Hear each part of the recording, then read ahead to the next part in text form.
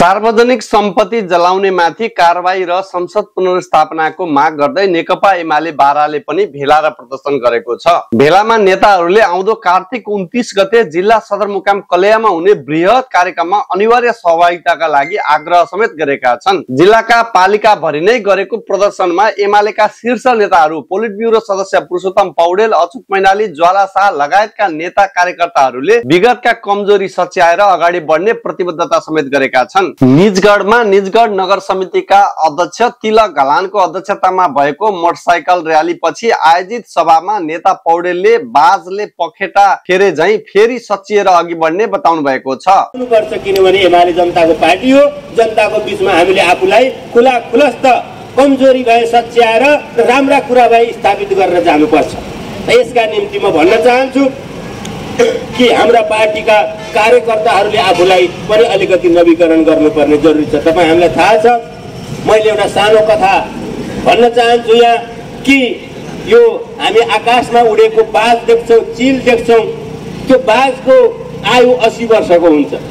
80 वर्षको आयु भएको बाज 40 वर्षमा बुढो हुन्छ। 40 वर्ष हुँदा नहुँदा उसको चाहिँ चुच्चोले काम गर्न छोड्छ, उसको पखेटाले काम गर्न छोड्छ, उसको नङ्ग्राले काम गर्न छोड्छ। त्यतिखेर उसको अगाडि चुनौती हुन्छ कि मर्ने कि आफ्ना चुच्चो नङ्ग्रा र पखेटालाई नवीकरण गरेर अगाडि बढ्ने। त्यसकारण हरेक बाजले निश्चय गर्छन् कि मर्नु जिन्दगी होइन, नवीकरण गरेर अगाडि बढ्नुपर्छ भन्छ र बाजहरू पहरामा जान्छन्। पहरामा गएर कडा ढुङ्गा भएको पहरामा जान्छन्। उनले सबभन्दा पहिले आफ्नो चुच्चोले सबै पखेटाहरू निकालेर फाल्छ। ती पुराना थोत्रा पखेटा निकालेर फाल्छ, रक्ताम्य हुने गरी पखेटा तान्छ आफैले र फालिदिन्छ। त्यसपछि उसले आफ्नो चुच्चो चाहिँ भित्तामा रगड्छ, ढुङ्गामा रगड्छ र चुच्चोलाई चाहिँ फाँस पारेर फाल्छ र रक्ताम्य हुने गरी चुच्चोको नयाँ आउने बाटो खोलिदिन्छ। त्यसै गरी उनले पहरामा नङ्ग्राले कोतरी सम्पूर्ण नङ्ग्रा चाहिँ फाल्छ र रक्ताम्य हुन्छ। केही दिन त बाजलाई कठिन हुन्छ, अप्ठ्यारो हुन्छ, केही दिन त उसलाई बाँच्न गाह्रो हुन्छ। चुच्चो हुँदैन, पखेटा हुँदैन, नङ्ग्रा हुँदैन, रगत बगिरहेको हुन्छ। तर 20 दिन, 25 दिन, 30 दिनपछि त्यो चुच्चो नयाँ भएर आउँछ, पखेटा नयाँ पलाउँछन्, नङ्ग्रा नयाँ पलाउँछन् र बाज नवजवान बाज भएर आकाशमा उड्न थाल्छ र शिकार गरेर आफ्नो जीवनलाई सफल बनाउन सक्छ। त्यसै गरी एमालेका अगाडि, एमालेका कार्यकर्ताहरूका अगाडि अहिले चुनौती छ।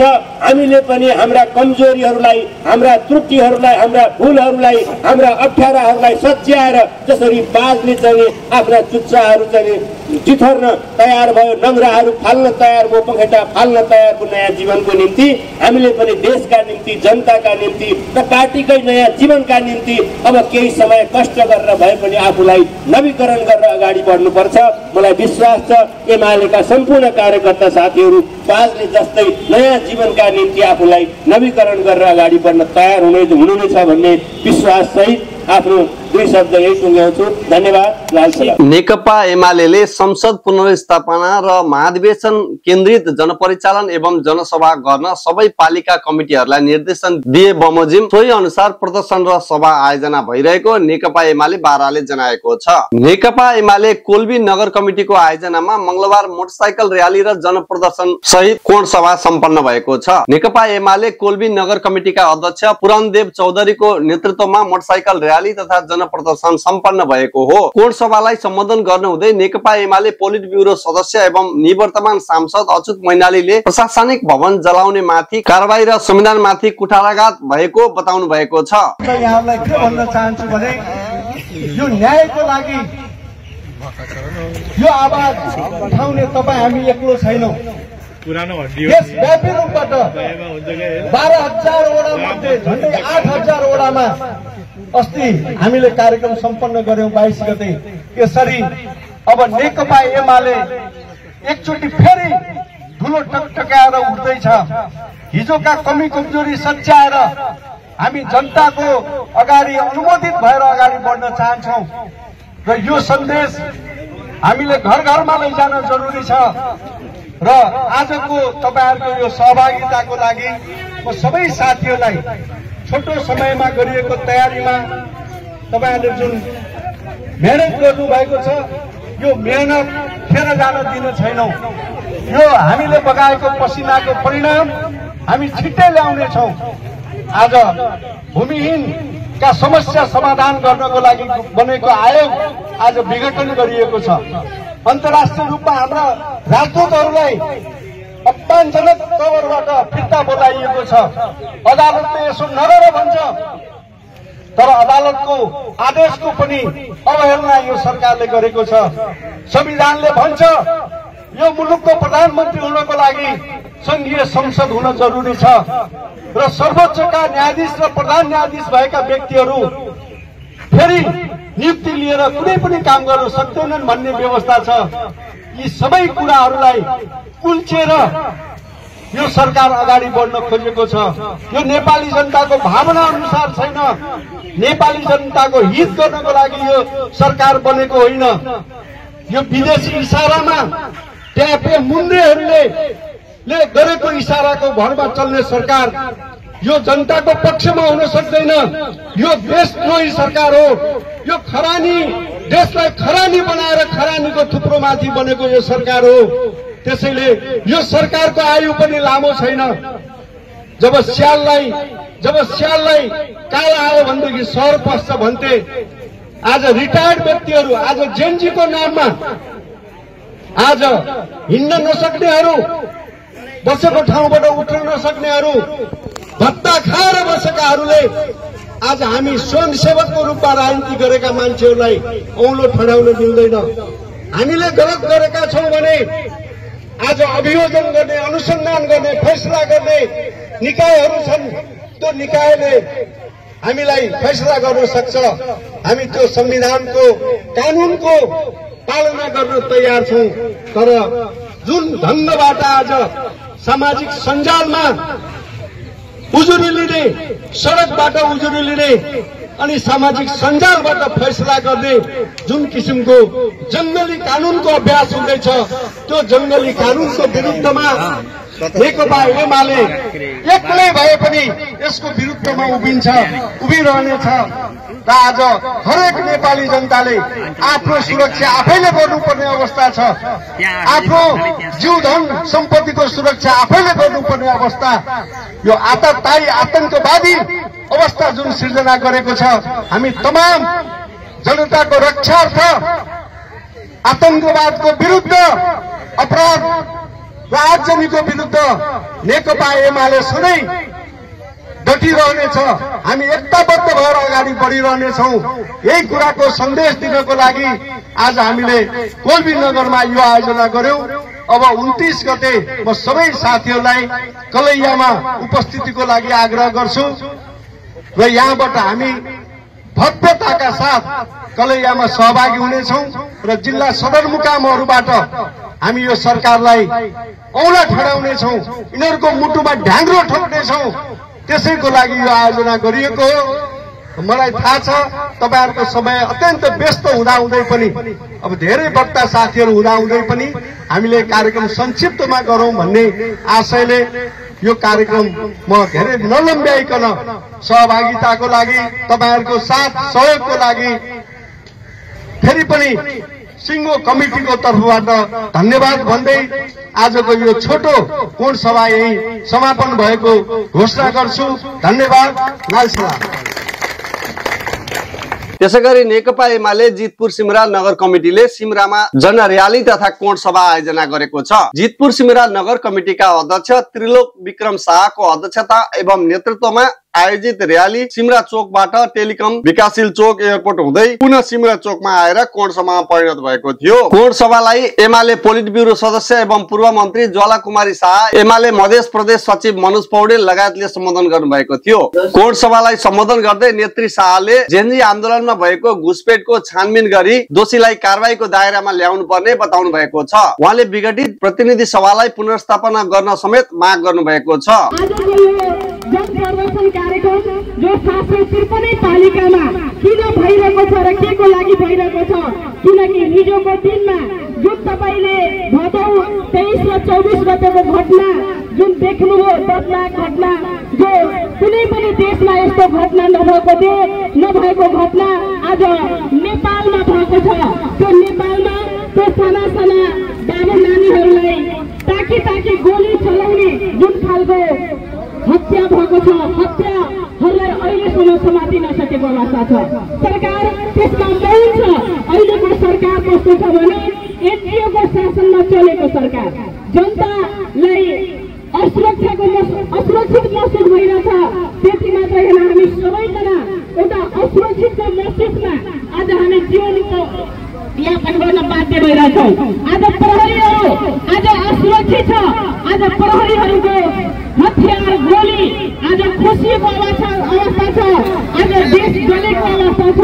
जो सिंहदरबार, सर्वोच्च अदालत, संसद भवन लगायतका जो बालुवाटार, राष्ट्रपति भवन लगायतका धेरै भवनहरू, सार्वजनिक भवनहरू, बैङ्कहरू, प्रहरीहरूको पीठहरू जलाइएको अवस्था छ।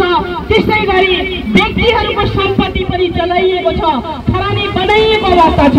तैपनि हामी हिम्मत हारेको छैनौँ, हामी निराश भएको छैनौँ। हामी यो भन्छौँ कि हामी सत्यको पक्षमा हामी डटेर हामी हरेक चुनौतीलाई सामना गर्ने हामी एमाले पार्टी मात्रै हो भने म यो भन्न चाहन्छु। एमाले पार्टीले मात्रै देशको अगुवाई गर्न सक्छ। एमाले पार्टीमा जसमा हाम्रो राजनेताको रूपमा सामान्य केपी शर्मा ओलीज्यू, अहिले पनि म सामान्य केपी शर्मा ओलीज्यू भन्छु। उहाँ एउटा जनताको मन मस्तिष्कमा बसिसकेको, उहाँ जो देशलाई अझ समृद्धि बनाउने, अझ आम जनताको सपना पाइमा पुरा गर्ने उद्देश्यले अझ भूमि समस्या समाधान आयोग गठन भएको थियो, जहाँ कि उत्तरी बेल, पथलैया, सिमरा लगायत बजली, त्यसपछि डुबरबाना, पिलुवा लगायतका यो बरहरवा लगायतका यो एरियाहरूमा अझ हामी सबभन्दा बढी अव्यवस्थित बसेका बसाइहरू हामी टङ्गिया बस्तीसम्मको हेर्ने भने अव्यवस्थित बसेका छन्।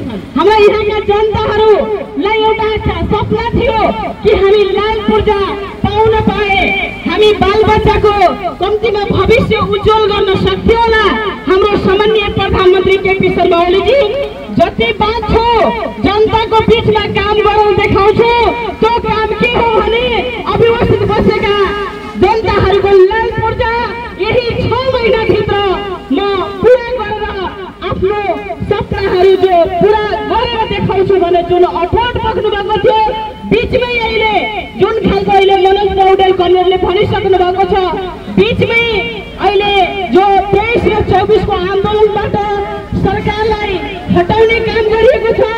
जो अझ म के भन्न चाहन्छु भने त्यो बिचमा किन यस्तो षड्यन्त्र भयो भने यो तपाईहरुलाई भन्न चाहन्छु, नेट एउटा बहाना थियो। यो योजना पहिलेदेखि नै रेखी गरेर कसको घर कहाँ छ, कुन नेताको घर कहाँ छ, कुन सम्पत्ति सार्वजनिक सम्पत्ति कहाँ छ, वार्ड कार्यालय कहाँ छ, या नगरपालिका कहाँ छ, या सर्वोच्च भवन कहाँ छ, सिंहदरबार कहाँ छ, संसद भवन कहाँ छ भने यो 1 वर्षदेखि बनाएको प्लान हो। म आदरणीय जन समुदायहरूमा यो भन्न चाहन्छु कि नेट त 3-4 दिनमा त्यो पनि दर्ता प्रक्रियामा आऊ भन्न खोज्नु भएको हाम्रो सामान्य प्रधानमन्त्रीज्यू। दर्ता प्रक्रियामा आऊ, किनकि हामी साग बेच्दाखेरि कर तिर्नुपर्छ, हामी साबुन बेच्दा कर तिर्नुपर्छ, धान गहुँ बेच्दा कर तिर्नुपर्छ। दर्ता प्रक्रियाबाट आउँदा देशलाई समृद्धि बनाउने सहयोग पुग्छ, टेवा पुग्छ। त्यो हिसाबले उहाँले जुन उद्देश्य बोकेर अझ हरेक कामहरू जनताको पक्षमा भूमि समस्या समाधान आयोग जसरी अहिले एनजिओको शासनको सरकार खारेज गर्यो, त्यो खारेज गरेको सरकार आज सर्वोच्चले फेरि पनि यसलाई जुन खालको अहिले बदल त्यसको विरुद्धमा परेको थियो, बदल गरेको छ, सरकारको विरुद्धमा बदल भएको छ निर्णय। र हामी फेरि पनि यो भूमि समस्या समाधान आयोग फेरि कार्यमा जाऊ, हामी जनताको बिचमा जाऊ भनेर सर्वोच्चले जे सरकारले सामान्य प्रधानमन्त्री केपी शर्मा ओलीजीले गर्नुभएको निर्णय ठिक छ, सही छ भनेर जनताको बिचमा पठाइएको अवस्था छ। अहिले त्यसलाई सही मानिएको छ कि यो किन यस्तो खारेज भन्यो भनेर सर्वोच्चले जनताको पक्षमा निर्णय गरेको छ। सर्वोच्च अदालतलाई म धन्यवाद दिन चाहन्छु। यति मात्र होइन, आज राष्ट्रिय गौरवको योजनाहरू धेरै तीव्र गतिमा अगाडि बढिरहेको छ। अस्पतालका कामहरू जो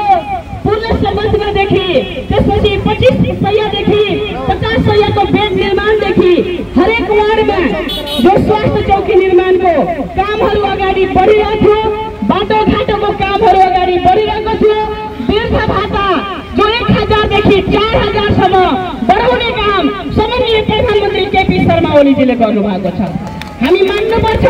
अहिले भनिरहेको छ कि पुरानिया वृद्धामा कि हिजो केही मान्छे भ्रमको दुनियाँमा थियो, त्यो भ्रमहरू बिस्तार बिस्तार अहिले आफै परास्त हुँदैछ। जो भ्रम पारिरहेको थियो कि भ्रष्टाचार एमाले पार्टी भ्रष्टाचारी पार्टी हो रे, एमाले पार्टी खतम पार्टी हो रे, जुन खालको एमाले पार्टीमाथि आक्रमण शैलीले गरेको थियो अहिले बिस्तार बिस्तार बुझिरहेछ भ्रष्टाचार को हो र आज कसले यसरी हत्या गरायो, कसले यस्तो षड्यन्त्र गरायो। र म के भन्न चाहन्छु भने भ्रष्टाचारी साबित गरियोस्, म यो भन्न चाहन्छु, चुनौती दिन चाहन्छु। भ्रष्टाचारी कोही छ भने त्यसको प्रमाण सहित त्यसलाई ल्याइयोस्। हामी यदि हामी भित्रको कोही छ भने त्यसको त्यतिखेर जिम्मेवार हामी लिन तयार छौँ। होइन भने यतिकै आमा हातमा एमाले पार्टी भ्रष्टाचार, केपी शर्मा ओलीजी भ्रष्टाचार, यसरी आमा हातमा नेताहरूमाथि ताकी निशाना गरी घर चलाइएको छ। जहाँ तपाईँहरूले देख्न सक्नुहुन्छ घरमा किताब बाहेक के देख्नुभयो? घरमा किताब बाहेक केही पनि पाउनु भएको छैन। सामान्य प्रधानमन्त्री केपी शर्मा ओलीजीको घरमा लाइब्रेरी बाहेक केही पनि पाउनु भएको छैन र उहाँले त्यो सम्पत्ति पनि राष्ट्रिय सम्पत्तिको नाममा गरिसक्नु भएको छ, उहिले गरिसक्नु भएको छ। त्यसकारणले गर्दा म भन्न चाहन्छु कि मलाई कोही यहाँ केही मान्छेले ज्वालासा किसान श्रेष्ठ दुईटाको खरानी बनाएर पुरै भौतिकैसम्म स्वाहा बनाइदिने, घर पनि जलाइदिने, ज्यान पनि हत्या गरिदिने जुन प्लान बनाएको छ, म अहिले पनि भन्न चाहन्छु, चुनौती दिन चाहन्छु।